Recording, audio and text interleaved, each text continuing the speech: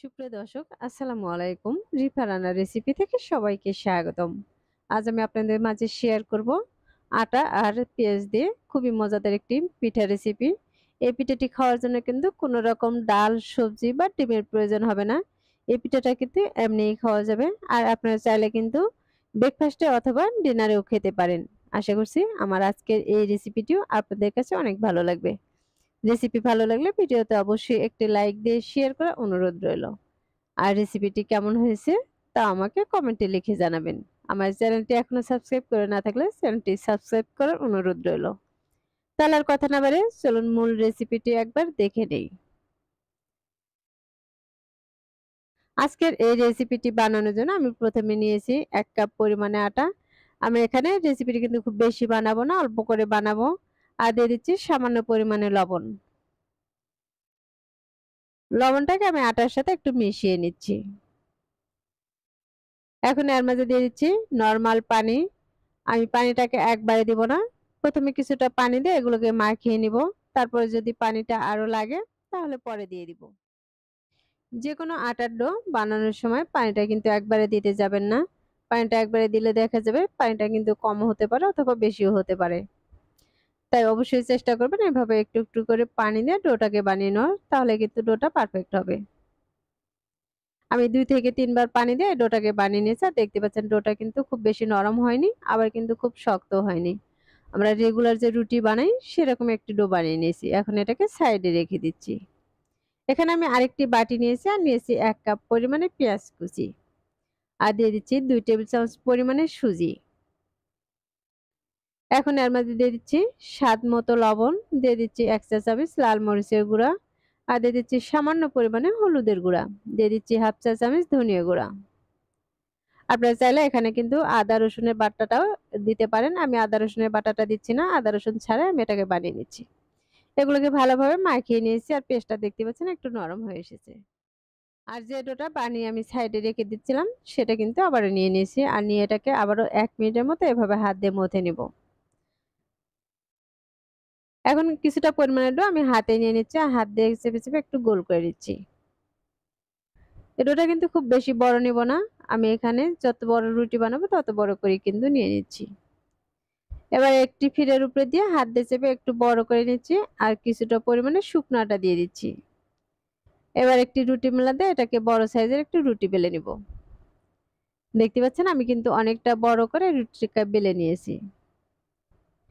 এখন যে পেস্টটা আমি মশলা দিয়ে মাখিয়ে রেখে দিয়েছিলাম সেই পেস্টটা আমি এর উপরে দিয়ে দিচ্ছি।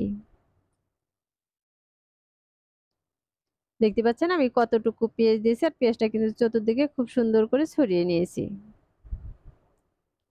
এই পেঁয়াজগুলো কিন্তু খুব মোটা করে দেওয়ার প্রয়োজন নেই। এখন এক পাশ থেকে এরকম করে ভাঁজ দিয়ে নিচ্ছি। আমি ভাঁজটা কিন্তু একটু ওসার করে দিয়ে নিচ্ছি।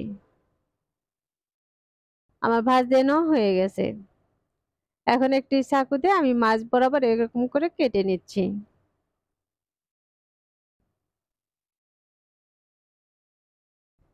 আর এক সাইডের অংশ নিয়ে আমি এরকম করে পেঁচে নিচ্ছি। দেখতে পাচ্ছেন আমি কিন্তু জিলাপির মতো করে এরকম করে প্যাঁচ দিয়ে নিচ্ছি।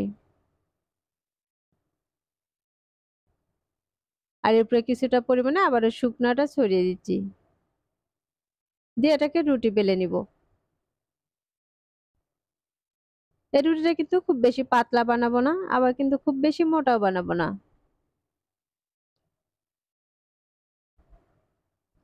আমি রুটিটা কিন্তু বেলে নিয়েছি আর কতটুকু বড় করে বা পাতলা করে নিয়েছি তা কিন্তু দেখে বুঝতেই পারতেছেন। আমার এই রুটিটা কিন্তু এখন বেলে নেওয়া হয়ে গেছে। এখন এটা ভাজার জন্য চুলায় একটি ফ্রাই প্যান বসিয়ে দিয়েছি। আর এর মাঝে কিন্তু সামান্য পরিমাণে তেল ছিল। পরোটা ভাজতে যেরকম তেল লাগে আমি সেরকম করে কিন্তু তেলটা দিয়ে দিব। যখন এর এক পাশে কালার চলে আসে তখন এটাকে আমি উল্টিয়ে নিচ্ছি। এই পর্যায়ে এসে আমি আরো কিছুটা পরিমাণে তেল দিয়ে দিচ্ছি।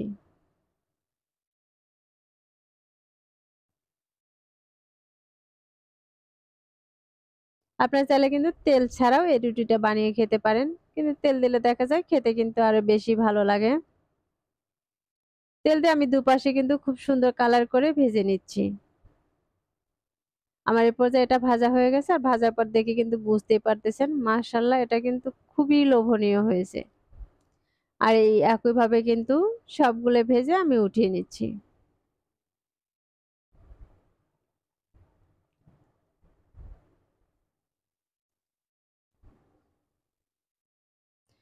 আমি সবগুলো ভেজে এখানে উঠিয়ে নিয়েছি। এবার এখান থেকে কিন্তু আমি একটি ছিঁড়েও আপনাদেরকে দেখিয়ে দিচ্ছি এটা কতটা সুন্দর হয়েছে।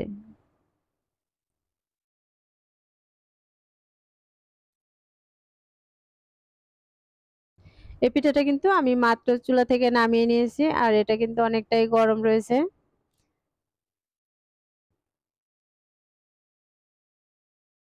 এভাবে যদি পরোটাগুলো বানানো হয় তাহলে দেখবেন আলাদা করে কিন্তু আর ডাল বা সবজির প্রয়োজন হবে না।